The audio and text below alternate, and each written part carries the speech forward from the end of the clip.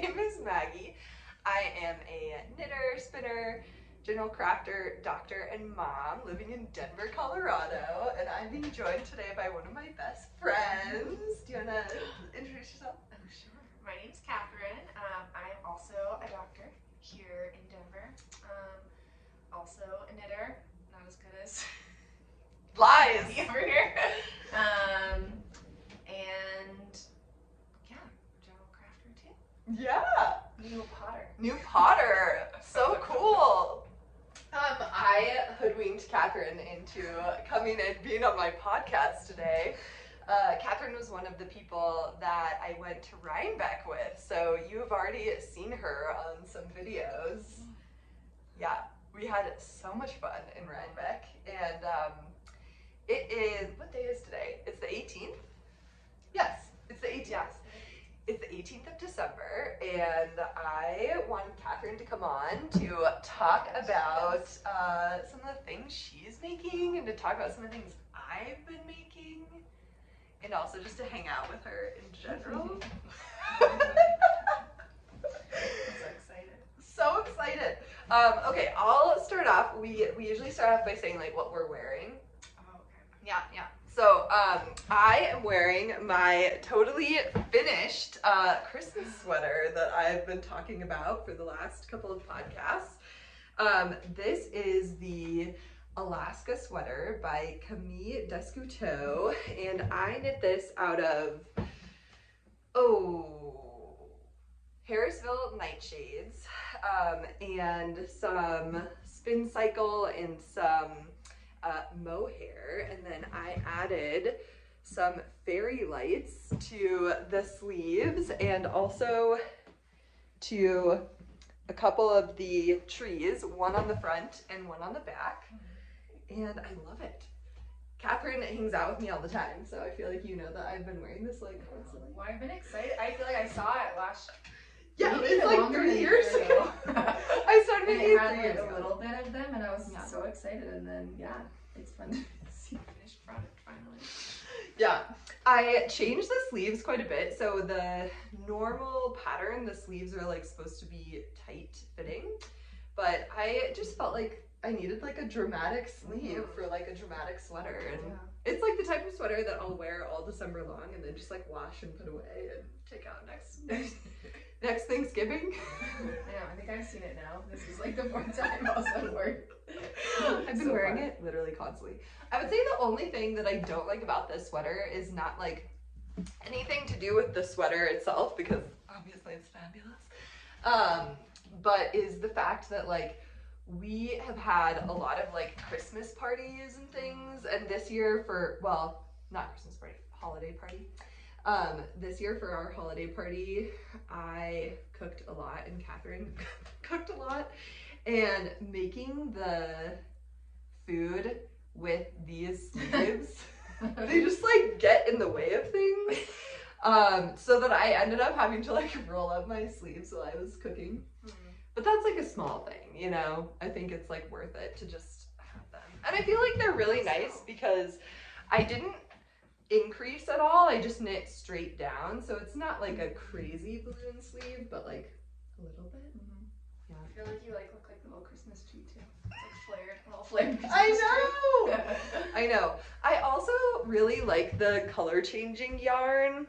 I feel like it reminds me, and I've said this before on the podcast, but I feel like it reminds me of those like, I don't know, I associate it with like the 50s and 60s, but those like fake white Christmas trees that have like a lot of, you know, like little baubles and stuff on them, but like I feel like that's what it looks like, which I love. And I think the mohair makes it seem like there's like a little bit of snow. It's like hard to see, but it's a little fuzzy. Oh.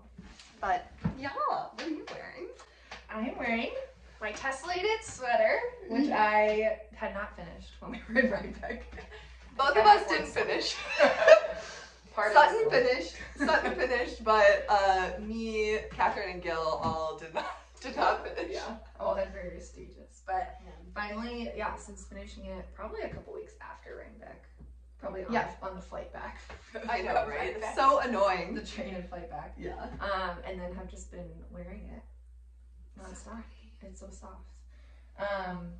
I don't even remember what the base actually is, but obviously have the marker of the Spincycle and And I think the Spincycle, and I remember that you knit this still out of Farmer's Daughter's Odang, and then the Spincycle, and then the dark is like a fingering weight fancy tiger find. That's really pretty. I think there was some yak in it. I think and that's why the color is like so pretty. Yeah, I think I like. I just want to like pet left you. of it too. So soft. Yeah. And then it's funny, I mean, I feel like we talked about it too, where I don't even remember which, I did the decreases on the sleeve, on the, like, top side, and the bottom. Yeah. And Maggie was like, you won't even notice when you wear it, because it was all I could think about it. And now I'm like, I don't even know which side it is. Yeah. I kept telling Catherine, like, the age-old saying of, like, if you can't see it from a galloping horse, it's fine. And I was like, it's fine. I don't know which one. And I'm so glad I didn't take it down. Because I was like, maybe I should take it down. No, that would have been sleep. I like lost my mind. No fucking way. No way. Yeah. I think, like, I'm glad you told that story, because I think that people get in their, like, brain too much about, like, knitting and mistakes, and, like, I think the thing is like, these are handmade objects. And honestly, like, the mistakes show that it's a handmade object, and, like, you did that, and, like, you are not a machine. You are a human being. And it's kind of fun, and now I feel like you can look back and be like, oh. And I don't know, I feel like my earlier sweaters, like, I look back at them and I'm like, like, they're, the first time I ever did short rows, I was doing wrap and turns, which, like, I'm a huge fan of German short rows. Like, they're way better, which are the ones that I taught you how to do. And the first time I ever did short rows, I did wrap and turns, and I didn't know how to, like, close the wraps for any of them, so there were just, like, little holes all over that I had to, like, go back and sew, but, like, whatever. I don't know. I think it's, like, don't take your life too seriously. Yeah. Just, like, go for it. Yeah, and it's fun to, like, think about it, too. It's like, I'm definitely newer to, like, we were, like, just talking about this, too. I'm like, I feel like now I can do most, like, I can, like, knit most anything now, but, like, this is my second sweater that I've ever knit, which is amazing. So much longer. But it's fun. It's like a nice, and it's like I'll just, you know, thinking about, and it seems silly of like, it's like the silly like mistakes, but also thinking about like us all being there. Like it's like part of it's like memory. Yes. It's like that fun memory. No, it's so true. Yeah. Us all being there, frantically trying to finish them. Yeah. Catherine, like, so one of the days that we were in Rhinebeck, we went climbing, and like I just have this memory of Catherine like sitting over like in the corner, like watching us, like she was climbing too, like we were all climbing. Arms. Yeah. Must finish, just like knitting frantically, and we didn't finish, but it's fine, whatever. Oh my gosh, yeah. I think we'll definitely go to Rhinebeck. Don't you think? I think so. So fun. Yeah. So fun. Yeah. So fun. Okay. What are you knitting on right now? I am knitting a second sock. Oh, this is my first one. My little Christmas sock. Catherine's partner is massive human. Huge human being. Huge human. Wow, this is so pretty. This is like Mr. Fezziwig or something of the Oh my gosh. Wait, Mr. Fezziwig? That reminds, is that a reference to the Muppets? It is like Christmas Carol? Well, it is regular Christmas Carol. Oh! It's Christmas Carol too. It's also in Muppets Christmas Carol, which makes sense, but yeah. Oh my gosh, this is Woolens Nosh. You got this in Rhinebeck. Yeah. I got that one in Rhinebeck. When we braved Woollenfolk. I know, Oh my god, it's so pretty. Yeah. It's just like looks massive. Like it's crazy that the first, like the ankle, the foot part is bigger than like the actual top part. I know. So that's just the way. That's like the way it should be, though. I know. And what did you use for? Did it come with a mini skein? Yeah, it came with a mini skein, which was really nice. The other one pack that I got did not. I think I messed up the back of it, but who cares? But who cares? I think I made it double the thickness, which actually definitely did. I know. Dude, I know. That's gonna wear through. I feel like that's good because Alec is a carpenter who you have also seen on here from our Rhinebeck adventures, but he wears like bloodstone boots like literally every day. So I feel like having the double. Well, they're cracked. Yeah, he wears them like through entirely, which is bananas. Like I don't know how he does that, but So having it be double will make it be like invincible. I am also knitting on socks. Normally I don't knit during these, but I feel like since we're gonna be chatting and going back and forth, I was like, why not? But I am also knitting on Woolens Nosh. This is the percolated color. And then this is a mini skein that I got with my Farmer's Daughter's Fibers sock squad, like with a different thing of yarn, but I thought it went really well. And these are socks for Sean also. And then I just finished his, like, probably only socks that will be done by Christmas, but because again, he also has giant feet. But this is the Freckled Whimsy Dumbledore's Army colorway. And Sean loves pink and also loves purple, so yeah, they're pretty great. But I finished them. I still need to weave in all the ends, but what? Are these skeins too? Oh yes, so for this one I had just like scraps, and so this mini skein was just like one I had a scrap in my stash, and then this one also, but they weren't whole mini skeins. I just had like little bits. Nice. They look and really so good together. Yeah. Yes. And I always do, similar to your sock, I always do a heel flap and gusset because I feel like it just fits way better than, because they're like short row heels where you can just like, you know, put a little wedge of fabric in. But I feel like for me and Sean, like our instep is really deep that those just never really fit me that well. Plus I also think like having the reinforced back, like the short row heels are not reinforced on one side, where on these you have like double the fabric, which like just makes it better. Or quadruple the fabric. You know what? I don't know how I did it. I wonder if you'll be able to recreate it. I don't know. I know. That's what I'm wondering. If not, it's like whatever. Like, what are you gonna do? Okay, I have a couple of finished objects to talk about. Maybe I'll just start, and then we can go back and forth. Yeah. Yeah. You do yours, and then I'll show the admin. Oh, okay. Okay, so I finished my Oslo hat that I had been knitting on. This is wool that we got in Rhinebeck as well. It's this really pretty boucle, and then I put this little stripe of leftovers in there just because I was worried about getting like the whole hat out of one skein, which now I feel like was stupid because I definitely have leftover of this skein and I like would have rather just had it all. But I have finished this. I think that I am actually going to gift this to my sister-in-law because it just looks like her, and I feel like I'm getting to the point where I'm like, I really need to do Christmas gift stuff. You know? But yeah, that is the first. Color. Yeah, it's so pretty. It's Boucle, and it was Explorer Knits. Yeah, it's also weird. Yeah. Also at Woollen Folk. Yeah, also at Woollen Folk, which was a tie. And I think it was like the Fromaggio color or something, but it was Boucle, and I really love like the way that the Boucle looks. I think it's like really fun and kind of different, but I don't think I'll ever knit with this yarn again. It was like really not an enjoyable experience to knit with because it was very like splitty, and it also didn't have any like boing, like bounce to it, and so it just was like kind of hard on my hands to knit. So I don't know. Oh my god, yeah, but just like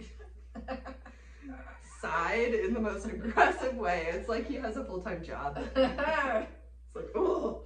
But yeah, I really love it, but it was not like a fun process to knit at all. And then the other Christmas gift that I finished was, so I had shown off my niece's Christmas sweater that I knit a while ago. And this is the teddy bear sweater by PetiteKnit, and I finished my nephew's little sweater. Oh my god. Oh, it's so cute. It's really sweet. I'm obsessed. I also really like these because like Edie now has a hand-me-down hand-knit sweater that I made for Scotia like 4 years ago, and now like then Erwin, Scotia's brother, wore it for a while, and now like Edie's wearing it. So I'm like, I know this will come back to me. Yeah, this is the teddy bear sweater, but I just held a bunch of scraps together and marled it, and obviously didn't put the little teddy bear face on it.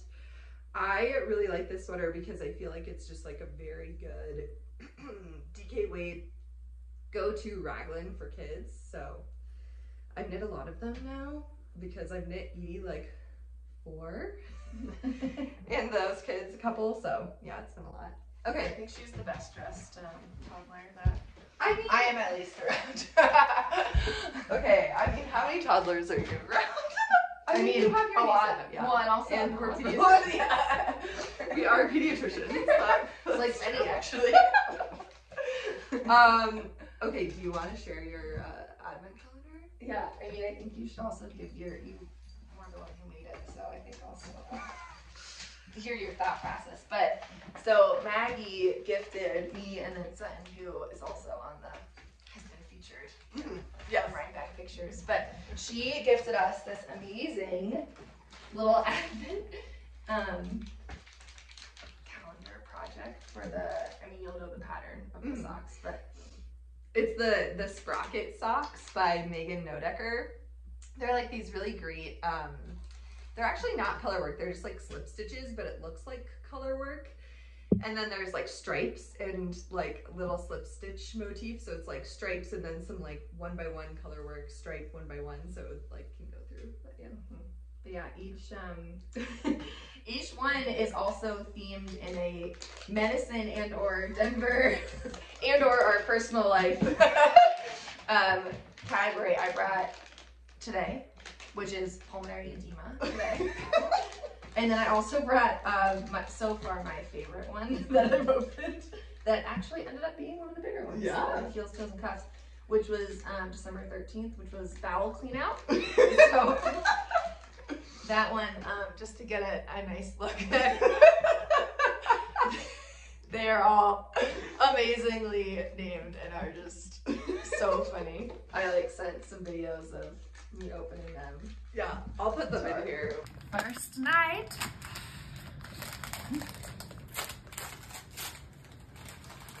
I had to zoom out to get your little dance. Oh my goodness. Oh, it's so fun. Yeah. And it was just like pure joy. They're just so funny. Yeah, so I did 2 like 20 gram skeins, and then the rest of them are all 10 gram, and they were all just like fingering or sock yarn that I had like scraps around, or in some ways some of them are from like past advent calendars where I had like a full 20 gram mini skein that I like wound into 2. And I feel like the most fun part was like I didn't have the information for like all the yarn and stuff, so I was like, what am I gonna do, you know? And then I was like, I feel like the best thing will be to like name these all like kind of like gross medical terms. Yeah. Not all of them, or just like I feel like if like you don't, snow-capped mountains. yeah, Like, from the yeah, right, the ICU. yeah, or just like we obviously spend a shitload of time in the hospital, and so I think when you are a medical resident, it's like a particular thing. I feel like we're like trauma bonded to each other, but I feel like we all have like a very, like you've gone through this thing, and there's a lot of like odes to the hospital, but also there's a lot of like gallows humor in medicine. Like I think to like get through it, you have to like laugh because you're like, this is fucked up. Yeah. So yeah, there were some, and there were also just some where like the color of yarn was so perfect. It's just like, oh my god, like the melon. Dude, I actually have, I have Armand's socks where I used the melena color. I feel like you're only gonna get this if you are in medicine, but this was the color of the melena one. It's just like tarry stools. Anyway, but yeah. My pulmonary edema now. Yeah, we'll see what pulmonary edema looks like. Oh my god. That's so funny. December 18th, pulmonary edema. Oh my god.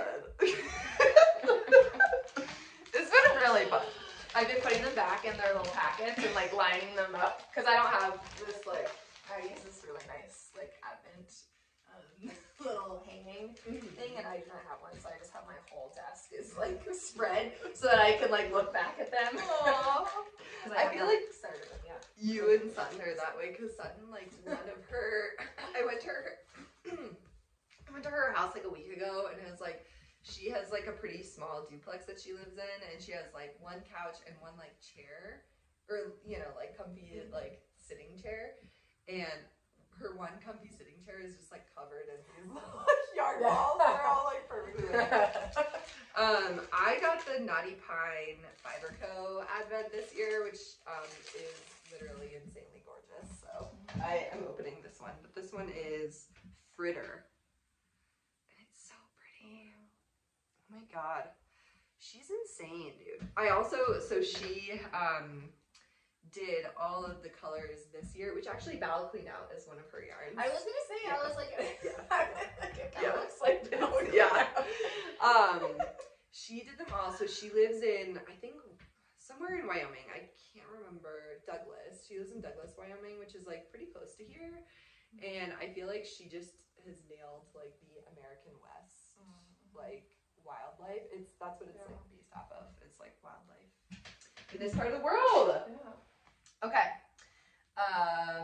Let's see. Share your next thing. Yeah. I have some yarn. Ooh. I haven't started anything yet, but it also is from right back. Let's see. I have my that one is kind of unwindable. My Explorer knits. Oh my god. I have, I don't know. This one is the Churros con Chocolate. It's a sock one, but I'm gonna use it with it's the Chinle Surrey alpaca. Yeah, Surrey alpaca. I'm gonna do the PetiteKnit Stockholm sweater. Oh my god, stocks. That's gonna be so good. I have my whole rest of my bag filled with them. Oh my fucking god. I know, I need to like finish these socks. I'm just like waiting. Oh my god. I'm very excited. I haven't done any of her sweaters before. PetiteKnit. Yeah.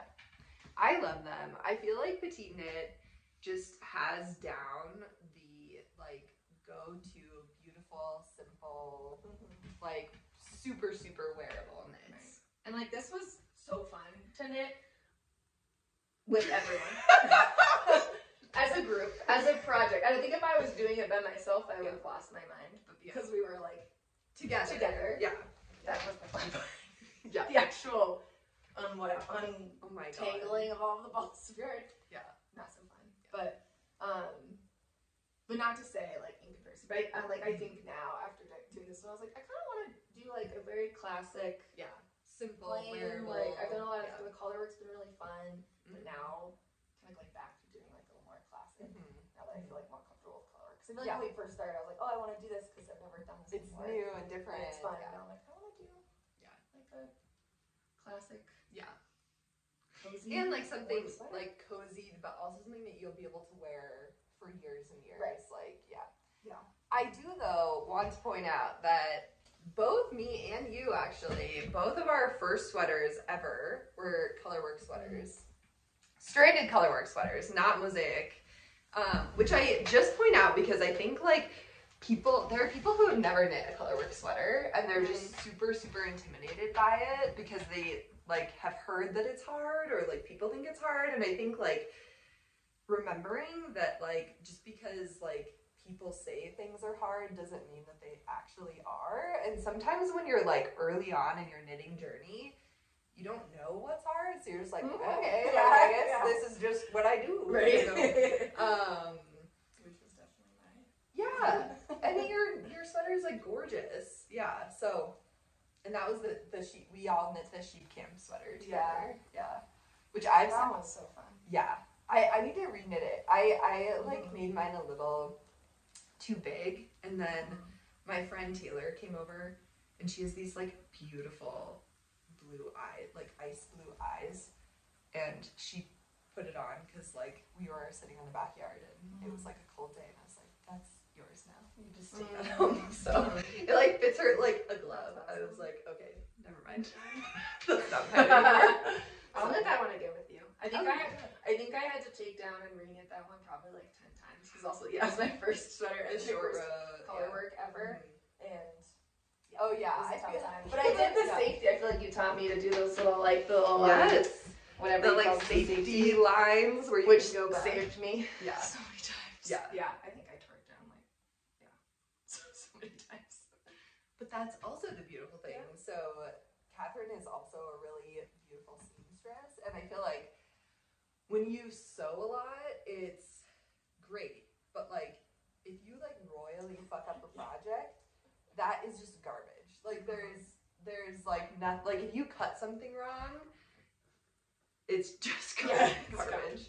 And I think like that's one of the things I love about knitting is like you can always just like rip it out and go back to like the very beginning, which like sucks, you know. Right. But I also think like that's kind of the beautiful thing of this craft is like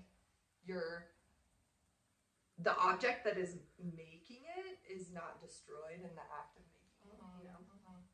But okay. What else do I have to share?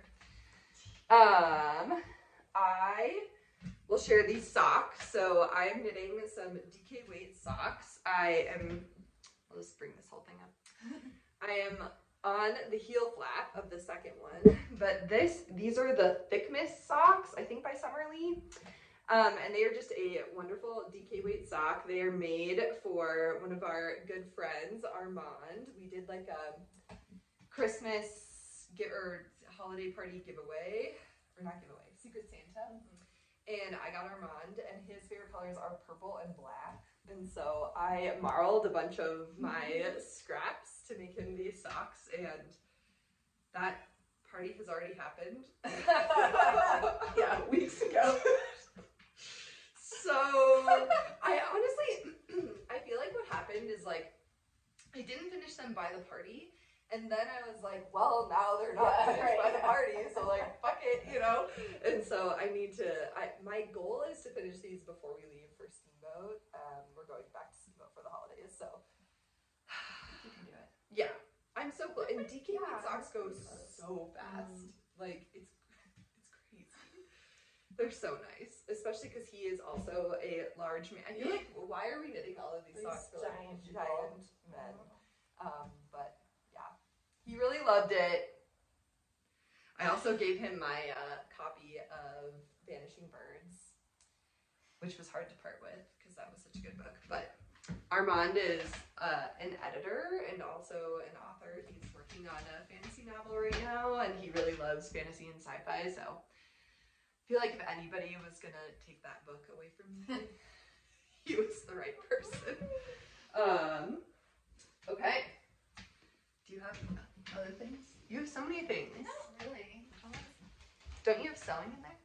I have like one She has a big bag. Well, the big bag is really just all of the, I do have something else actually. Okay. Most of it is the Explorer, most of it's the big bags. I didn't want it to be separated. Oh, I have one of the little quilted placemats that I made. Ooh, yeah. Show those. Yeah. Oh my god, I haven't seen them. I know, I wanted to show you too because I saw the picture. But I made these placemats that's gonna be for my brother and my sister-in-law. Oh my god, I love them. And they have 2 little kids, and so they're little kid placemats. Yeah. Well, it's like for all of them, but I also was like had the kids in mind. They're like little bunnies are part of it. Oh, I can't. And then, Oh my god, they're so nice. The back. Speaking of sewing, the problem with that is the piece of fabric that I bought for the back was not quite big enough. And so, but look, you did it. I did it, but it was like where you're like, this is just make it work. Not enough. Did you guys ever watch Project Runway? Yes. Tim Gunn. Yeah, Tim Gunn. He was like, make it work. Yeah. Which is, dude, they're beautiful. And the fusible interfacing makes it. Yeah. It doesn't really It's like sturdy. Yeah. So I'm excited. These are beautiful. Yeah. I would be so excited to get this as a present. I also really like whatever stitch you did around. It's like a decorative. Yeah. Stitch. Well, because it's not like fully like quilted classically. Because I I wanted like the full backing. So so it's not so actually like fully nice. quilted, but yeah. Oh my god, this is so beautiful. I don't know myself. It's Like, like, yeah, I was like, I want these. Yeah, I have a couple of quilted placemats that I've made myself, and I would say, like, if you are wanting to learn about quilting or like get into quilting, it is like the perfect project because they are like easy and quick, and like also if they're like a little wonky, it's like whatever, like you're gonna like spill food on them. Right, exactly. But you can like learn all of the steps of quilting, which is nice. And it's just small. Like you could make that project in like a pretty small amount of time. Yeah, it's nice to have pieces. Like I like this part because it's like I can sit and like do. I don't like to like spend the whole day like sitting down. I mean, some days I do, but for the most part, like I want to just do it like piece by piece. Yeah. And so it's really nice. Like one day is just like cutting out the you know, like the different squares or swatches or whatever, and then the next day is just like pinning and then sewing and then like cutting, that kind of thing. So it's kind of nice. Like there's a lot of natural like built-in mini steps. Yeah. Oh my god, I love them. Also, imagine getting that as a present. Amazing. I've made a few of them for people for wedding presents. It's like one of my favorite like wedding present because I feel like it's like the, you know, classically you're like getting people a lot of things for like their house and stuff like that, and I feel like the placemat is like such a fun like little touch, you know, like homemade. Especially now, I feel like quilting and stuff is like coming back into style for like homewares. So yeah, I have these quilted table runners and then like actually a Christmas quilt that I was like meaning to finish this year. That is like definitely not gonna happen this year. I need to like pull it out. I feel like I was like in November I like pulled this out and I was like I'm gonna finish it, and I feel like I'll just do that next November, and like, those quilts will also be 2 or 3 years in the making. Okay, the last knitting thing that I have to talk about is related to my make-along that I am running with a few other podcasters. It is a make-along to celebrate Pom Pom Magazine and Pom Pom Publishing, which very sadly is not going to be making any more magazines or books, which is so sad. I really love Pom Pom. I have knit a lot of things out of their magazines and am now knitting a couple of things out of their books that I have just like hoarded for so long. So this make-along is running from now until I think the end of April, so it's going to be a very long make-along, and we have some designers who are pitching in some patterns that we'll be able to gift to people, and then I'll be making some of my like bags and send books and some yarn to people as well. So please join us on Instagram. We are posting the hashtag PomPomLoveMal. And I'm also, a lot of folks on the last video were asking like if there's a way we can do it not just on Instagram, which I think is great because honestly I am not active on Instagram. So I'm kind of like, why did I do that? But you know, here we are. I feel like it's a fun place to be able to like share, you know, what you're knitting on, but I think that I'll probably figure out however it is that you make a Ravelry group and put stuff from the Ravelry group and Instagram kind of together, or maybe I'll do some sort of like Google form or something. Maybe that's the easiest way. Anyway, stay tuned for how we're actually going to draw the prizes, but there will be prizes. But I am knitting, so out of Shetland Trader, which this is like the most gorgeous book ever, but I'll also say that about Emily Foden's book, so I don't know. It's like insane. This is Gudrun Johnston. This, I believe, is like Gudrun Johnston's mother, I think, had like a company in like the 70s where she made hand knit objects for people, and like Gudrun took all of her mom's patterns and like made them into a book, which is really, really cool. And so it's funny because I was just watching Anna from Brookwillow, her podcast, and she was talking about making this beret, and I'm also making it. I love her and everything she made. She made this pillow that is literally the most beautiful pillow I have ever seen in my life. It's got these little houses on it. I'll show you a picture when we're done. It is insane. So anyway, if you're here, you like definitely already know about Anna, but her podcast is gorgeous. But anyway, I am making the Smora hat, and I am making the beret version. This is a gift for my mother-in-law. And I also have all of the yarn to make myself one as well. But I'm trying to be good. My mother-in-law's birthday is a couple of days after Christmas, so I am just knitting away. I'm knitting this all, so the gray is Rauma Finull yarn, and then the rest of it is all Jamieson's and Smith. And this one, I think, this motif in the middle is a little low contrast, but whatever, you know, it's a present. It's just, it kind of looks like just a random pink stripe, but here we are. But I really like these ones.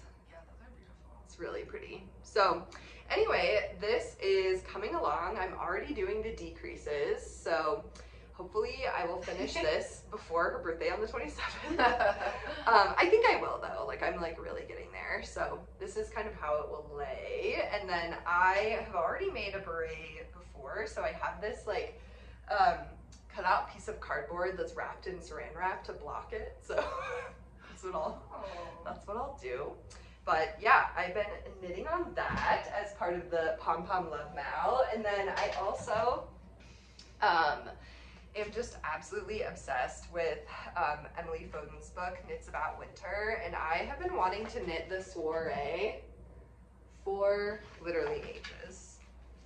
Oh wow. It's like this oversized, really, really beautiful drop shoulder sweater that has this like strip from the arm all the way down the side that has like cables in it. And I feel like it's the perfect, so I cast this on. I've had the yarn to knit this for like literally forever. I am knitting it out of, oh, I don't have the tag in here, but this is yarn that is milled at Yampa Valley Fiberworks near my parents' house. And it's just this really beautiful, naturally dyed skein of, I think it's a mixture of like merino and Romedale. Think. And then I am holding that together with this mohair. So this is sport weight and this is obviously lace weight. And I cast this on like immediately because I was like, I'm so excited. And then I stopped because I was like, I need to knit all these Christmas presents. But look, this is the kind of side.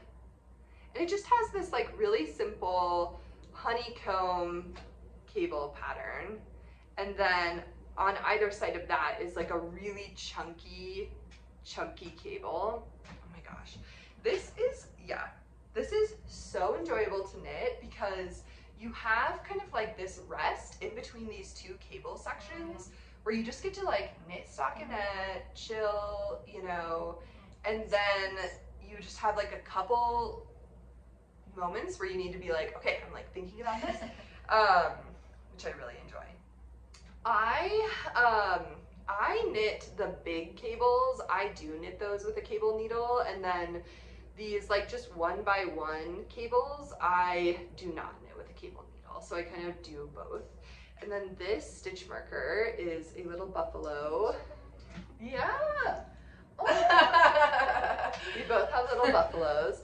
This is from, oh gosh, Horse Feather Fiberworks. She is out of Longmont, I think. She's in Colorado, but she makes like the most beautiful little stitch markers and progress keepers, and yeah, I give to them to people all the time because I love her work. So anyway, those are all of my projects. I think I am headed up to Steamboat and I am going to bring the socks and probably this, and that's it. Maybe, I mean, it would be cool to be able to knit like that whole sweater. I'm gonna be going up there for like almost 2 weeks. Oh really? So knowing myself, now that I'm thinking about it, I'm like, maybe I'll bring one other thing. Although it'll be a lot of like family time, hangout time. Great time for knitting. Yeah. I want to show. Oh my god. So Catherine is taking a pottery class, and she made me this amazing yarn bowl for Christmas. So beautiful. Can you believe that? You're so talented. I feel like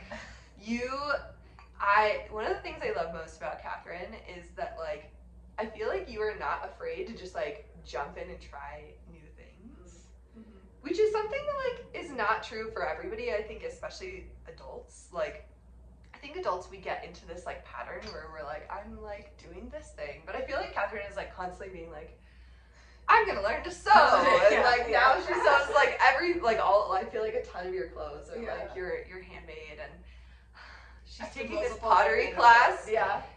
Can you believe? It is so fun.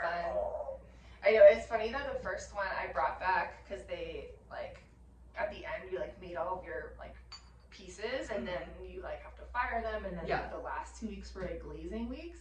So I didn't bring anything of it. I had been doing it. It's over now. It was like a 6-week class, like a beginner class, and I hadn't brought anything back, and so my partner was like, and I didn't take any pictures of anything, and so he had like we were just kind of like talking about it, and he was like, how's it going? I was like, it's good. Like I was like, the first week I was like, I made some like horrible things because it's like really hard. Like it's all like wheel class, which is a really. It's just like how do you center it? It's like you like do all these like maneuvers, and then sometimes it's still just like like fly off. And it's really hard, but it's been really fun. But I brought back the first little mug that I had made because the woman who like opened this studio, it's like her and her partner. It's like 2 blocks from our house. So nice. And I was gonna throw it away because it's like. No, it was horrible. And she's like, you have to keep it. It's your first one. And I was like, oh, okay. But I didn't glaze it. I brought that one back home and I was like showing it to Alec, and he was like, oh, he's like, that's nice. And I was like, it's not nice. He's like, you're really, like, I did not even glaze that one. I was like, that would be like a pencil holder. And then yesterday I brought back, everything was finally done. So I was really excited to bring this over for pretty. And I brought it all back, and I got to be like, okay, see, I actually made some things that were nice. It's so nice. This horrible mug. I can't believe you were like actually able to like make an object. You know, like I feel like I have so much respect for pottery because I took a pottery class when I was in high school, and I ended up just transitioning to you could either do like wheel throwing or hand building, or you could do like a combo. And at first I wanted to wheel throw because I feel like it's like a much smarter and like better looking stuff, but I was so bad at it. I could not center anything, and so I was like, fuck it. I just like now like my mom just has all of these like random little like objects that I made her like randomly around her house, and I'm just like, oh my god. But well, I'm doing another one. I'm doing a beginner 2 class after the new year. So oh my god, will you send it to me because I kind of want to sign up for it. It's fun. And it's like really meditative. I mean, I think a lot of like I don't know. We both do a lot of other like do yoga a lot, and I feel like also with knitting and just other thinking too, like it is meditative and like where you're just like so focused on something that you can like completely get out of your brain a bit, and so I think that's another way I like that because it's like you have to be really focused and you have to like feel the clay and like especially the centering of like any wobbling, and so it's very like and you have to just be really present, which I really like. Well, and I feel like having the little thing like rotating around in the middle, I feel like is also like I don't know. I feel like you're supposed to be like over it. Like the positioning is like you're supposed to be like over things, so you can't see anything else. Yeah, like you're only looking at the wheel.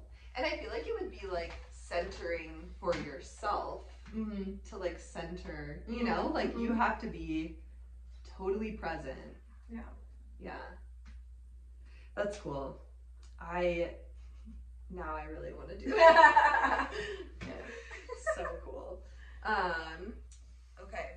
I think that is all of the like crafting stuff. Although I want you to show your shirt. Okay. This one is Catherine is like so good. It's like an older project from I think probably the summer actually. Spring maybe. No, it's from last year. This is I don't even remember when Mohair. The fabric's from Fancy Tiger Craft. It's some Was the kind pattern of, from there too? The pattern was, well, it's not theirs, but I got like the physical pattern from them because it was like, this was the first sewing project of like a clothing project that I did, and so I wanted like the actual, I was like, I can't like do the printing and like the taping. I was like, I just like need to have the actual physical Well, and the pattern. printing, the taping is so awful. Yeah, I like watched it, like I had to, I started watching, I was like, I can't do this if I'm learning how to like do it too. Yeah.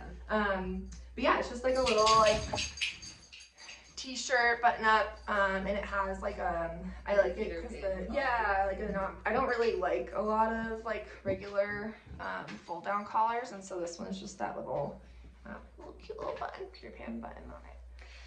I think it's like a linen cotton mix because it kind of has this little like almost, I don't know, a little like, it's like waffle or or like wrinkly. Yeah. But I feel like it's wrinkly not in that like the fabric itself is kind of like, which honestly makes it so that you don't have to Crinkled. Yeah, crinkled. Yeah. But I have another one that I made that's similar, and I wear these to work. I wear them out all the time. I need to make more. I know.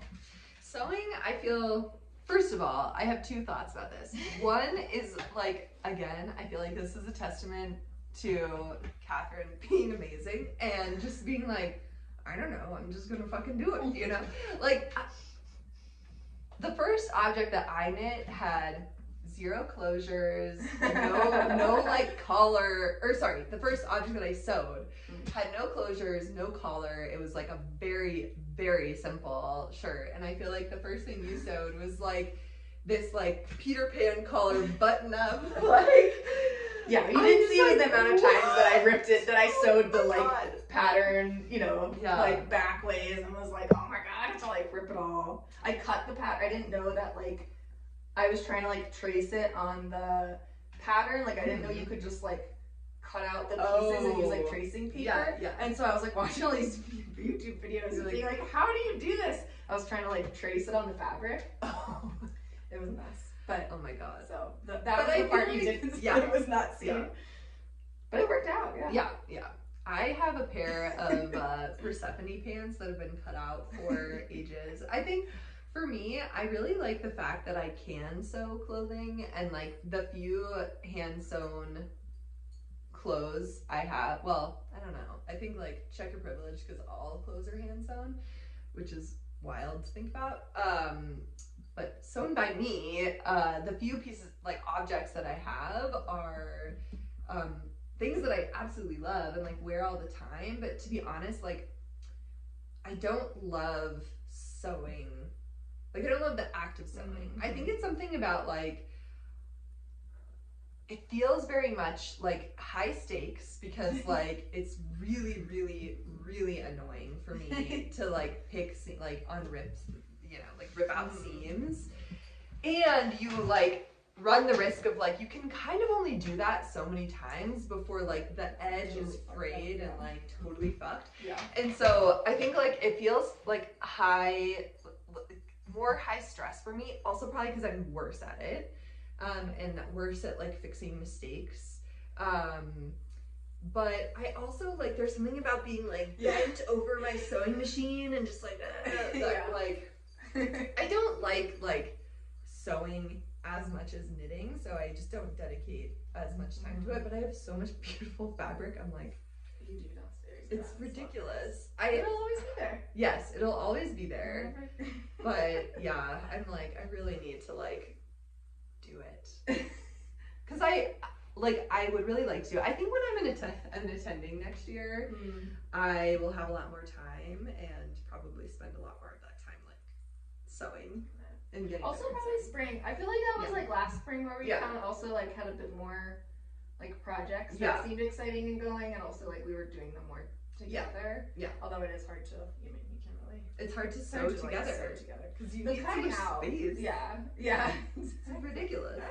Yeah. But maybe there'll be some revived interest in the spring too. Yeah.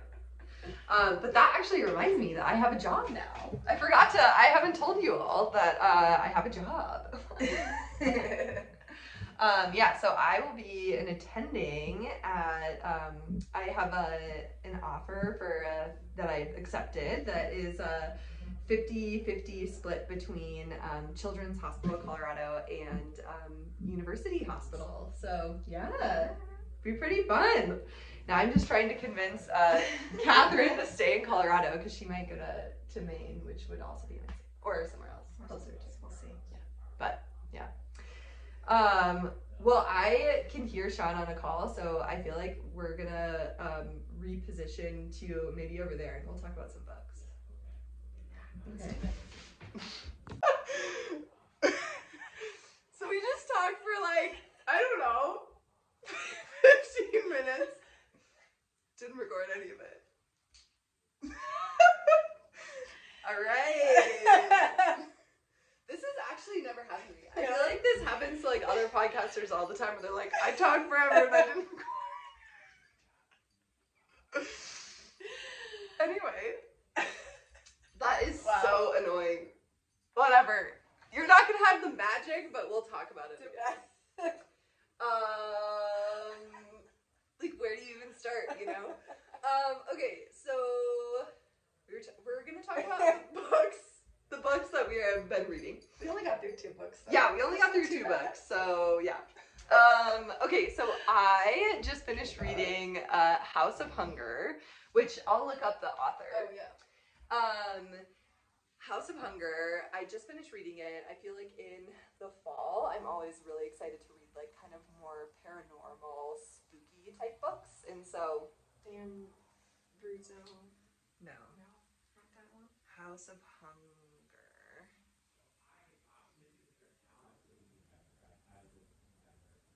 This one. I was like, can't be a must-read classic. No.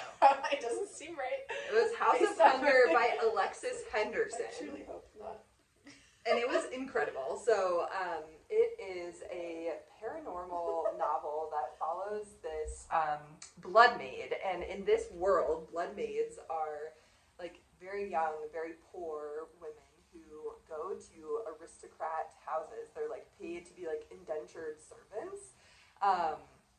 But what they are paid to do is like have their blood taken out of them and given to the aristocrats, and the aristocrats like drink the blood and then get like powers from it. They're like healing, and it is very spooky and very macabre. And I think like the thing that was really, really beautiful about that book is that it was so well written. And I think a lot of times when you are reading like horror or like thrillers or like more paranormal books, like in general they're not like also beautifully written, and this one had both of those things, which just made it really great. So I really loved it, and I'm sorry, I feel like I'm not like, we just talked about it, and so now I feel like I'm repeating myself, but only to me.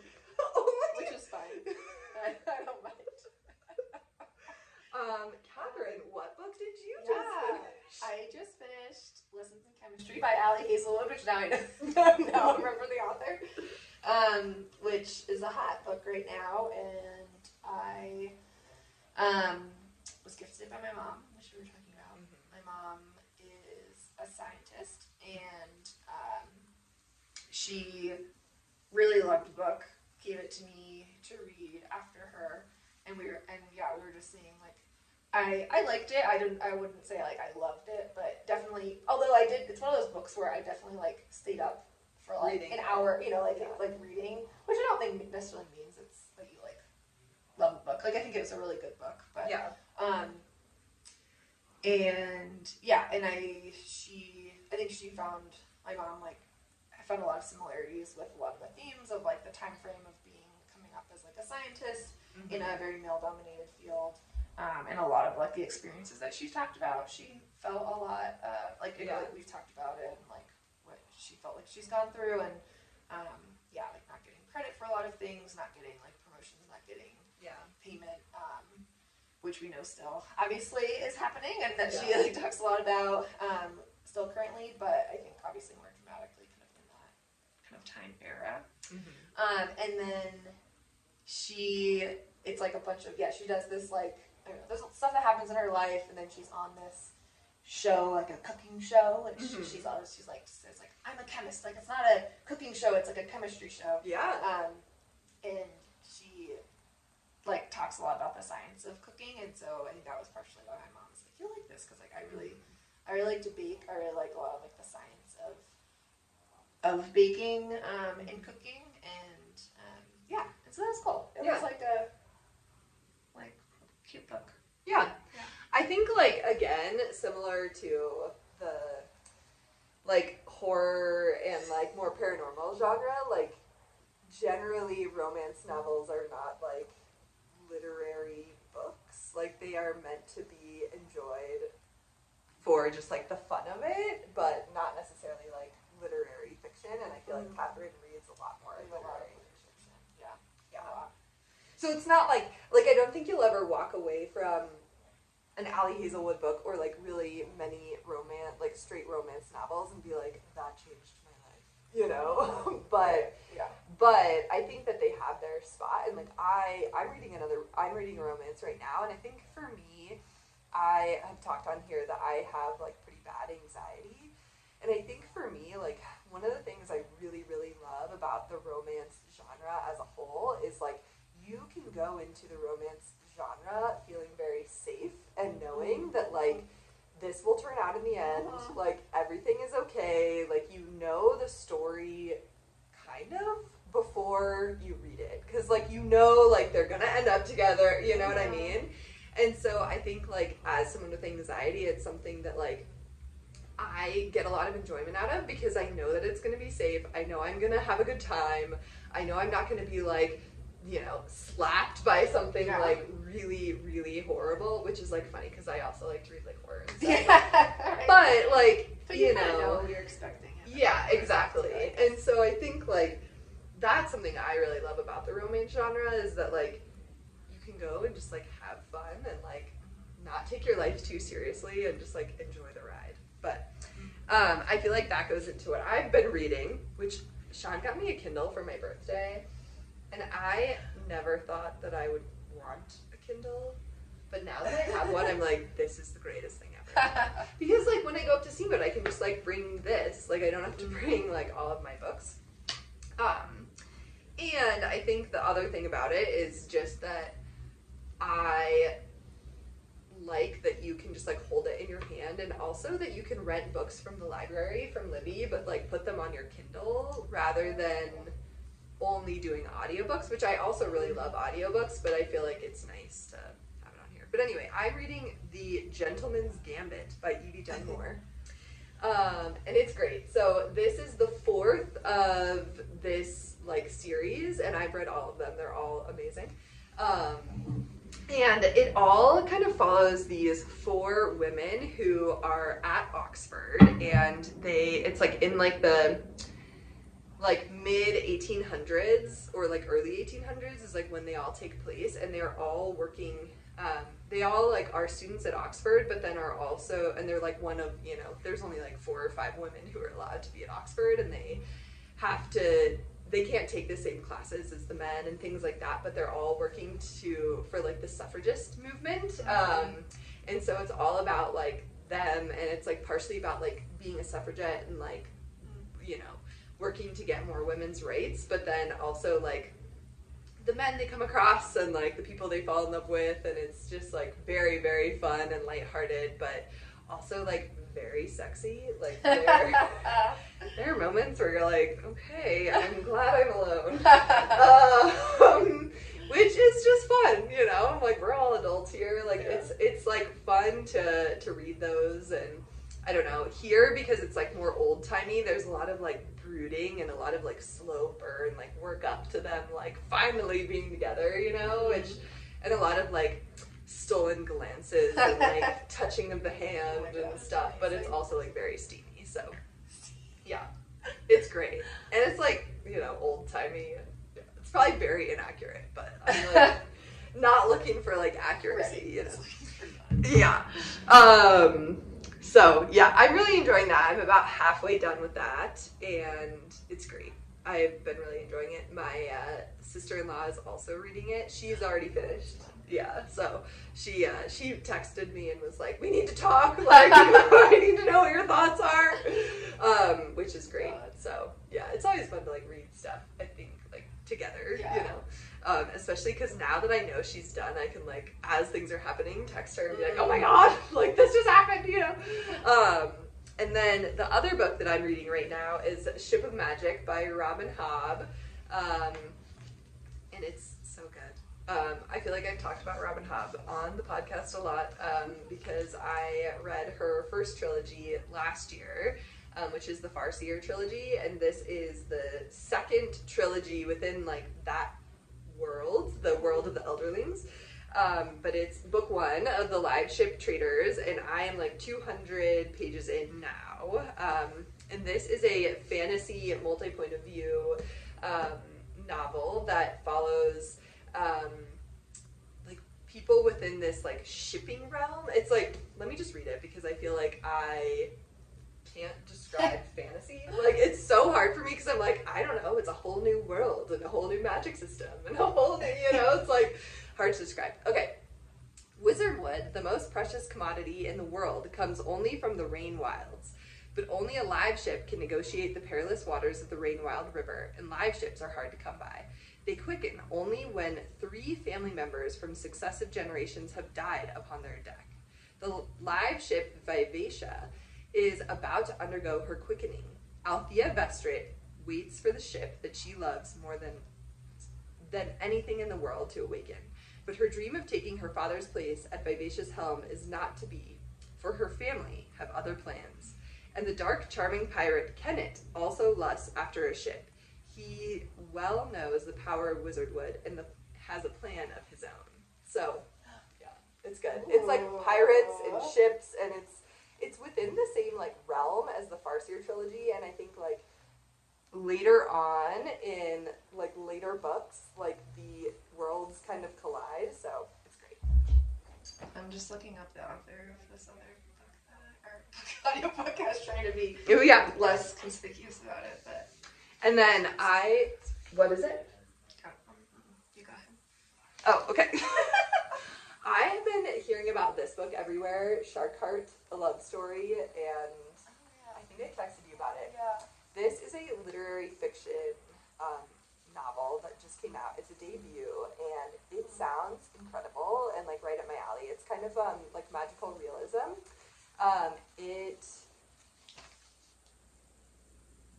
follows this couple who have fallen in love, and then the husband of the couple, he comes down with a illness, which like in this world, one of the like terminal illnesses that people can get is that they just like slowly change into an animal, and the animal that he is changing into is like a great white shark. And it's kind of wild because it's like their psyche also changes into that, so he like starts becoming like very aggressive and things like that, and it's kind of about like, my understanding is that it's about like their love and also like coming to terms with like grief and loss, which I think just like as physicians, like this is something that I think would be helpful to read. Not, I mean, like obviously like we've all experienced this many times, and like helping people come to terms with like a terminal illness, but I think it'll just be like an interesting way to like come at it. So I don't know, I'll let y'all know if it's good. I'm not sure like if I'm gonna read it right away because I think it's like, yeah, I feel like it'd be hard. Yeah, I feel like it's like hard to like read or engage with those ones too much when it is like that close to. It's close to home work and for us because like we, you know, like we are the people who like have to tell someone to their face that they're dying and tell their loved ones that they're dying and like call time of death, and it's a lot. Mm-hmm. Yeah. So I don't know for sure that I'll read it right away, but I really wanted the hardcover because it's like gorgeous, but also I think it's like a really cool reading experience to read. Like what I've heard is like it's a cool reading experience because like a lot of the pages will just have like very short like, you know, very, very short things, and I think it's like almost like poetic with the way that the author wrote it, and so I think it's something that I wanted like to be able to flip through, and but I don't know. It's like I think it'll hit me pretty hard, so I'm like I'm not sure that I want to read it right now, but but I also like want to read it, you know. I don't know, but you know. What are you gonna read over the holidays? I don't know, but I've been like listening to some audiobooks more recently, great. which has been really I love fun. audiobooks. And I think with like doing more, I've been trying to finish these songs and other like knitting projects. Yeah. But when I was doing the quilting, I was listening to I finished Tom Lake by Anne Patchett's, one of Anne Patchett's, her newest book, which is fun too, because now I feel like I have an association of like that book, like listening to that book with them. Yeah. But that one I didn't really know anything about it. I like Anne Patchett. Yeah. Also great literary fiction. Going all over Gudrun is like a total literary fiction. But it's set in Michigan, in northern Michigan. Oh, cool. On like a charity Which is farm. where Catherine's partner is. Yeah, and so like we had no idea, and then we were listening to it. Is he from the top peninsula? I feel like everyone in Michigan are like, no. Well, he's from here, or like he's from like near Detroit, but he went to Interlochen. Which is in northern Michigan. That's and the book seems like they're talking about this like fictional like place where there's like performances and artists, and it like seems like it's Interlochen. Yeah. Like they're describing it, and so we both have been listening to it. Like he obviously was in school there, but we both went and like last year did like a trip up there for northern Michigan, and so it was cool. It was like it's set in like initial COVID pandemic time, but it's like a mother telling her daughters about this like story of like kind of like a love story, but also like her story of her life basically, which I think many people were, I guess, like with family and like during the initial lockdown, so it's kind of interesting. I haven't engaged with any COVID like related novels or other like media. So this is the first one, which I didn't really know what I was looking into, but I liked it. And then I'm listening right now to Crying in H Mart. Oh my god. By Michelle, and I had to look up her last name, Sonder, from Japanese Breakfast. Oh my god. And so I've been wanting to listen to it for a while. Crying in H Mart. Is it narrated by the author? Yeah. That's what I thought. Yeah. Oh my god. And Tom Lake was narrated by Meryl Streep, so I feel like it's like a fun, both of them. Meryl Streep? I know. What? Yeah. That's incredible. So I'm excited. I just started it. So. Crying in H Mart. I got my mom Crying in H Mart, I think last year for Christmas, because my mom like fucking loves H Mart. Literally every time she comes to Denver, she's like, all right, but I gotta run to H Mart. So funny. Yeah. But yeah. Aww. But hopefully, I think we always do like a book on. I know like my mom will give me some sort of book, so I probably won't bring one. Yeah, because you'll like get one when you get home. Yeah. Aww. Well, I think that's all we have time for because you need to go. Applicants. Okay. Yeah, it's our last like applicant interview day, and so as residents we need to like go recruit people. So well, thank you for joining. Thank you for letting me join. I'm very honored. So fun. I will definitely have Catherine on again. I also feel like it would be very fun to do it with like Yumi and Sutton. Yeah. It was so fun. All right. Well, I hope that the holiday season is treating you well. I am going to try to do a little bit of vlogging at the lead up to Christmas. I have not been able to do Vlogmas at all because I've been working like 80 hours a week and this is my one day off. So, inpatient life is fine. But I will be off starting. My last day of work is Wednesday, and so we're driving up to Steamboat Wednesday night, and I thought it would be fun to vlog our little family vacay up there and our like holiday time. Mostly, honestly, for me to look back on and just like. It's fun to like look back and see like what Edie Mae looked like when she was such a little tot. She's like a full toddler now. But I hope you all are well and taking care of yourselves, and I'll see you soon. Bye.